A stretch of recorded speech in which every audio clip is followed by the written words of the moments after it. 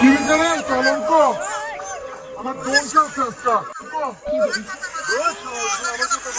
আমার কথা বলা আমার গেল আহারে বাংলাদেশি ক্রিকেট ফ্যানরা কম সুন্দর অভিনয় করে রে।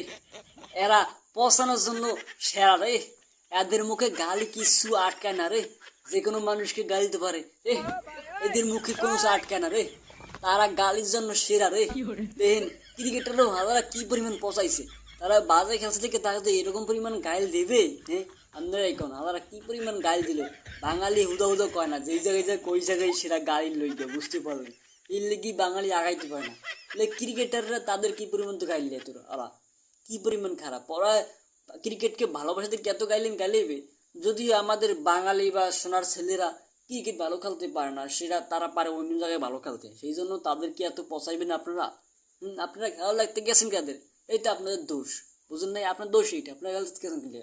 আর এখন তাদের গাইল দেন কিনলে ঠিক না? এত অপমান করা তাদেরকে ঠিক হইলো। আপনারাই কোন একটু আপনাদের দায়িত্ব রইল টুকা আপনাদের কাছে। কি কে ভুলে গেলাম, ওই দাবি রইল আমার, বুঝতে পারলেন? আপনারা এই বিচারটা করেন একটু, গাড়ি ঠিক করে দেওয়া গাড়িটারে।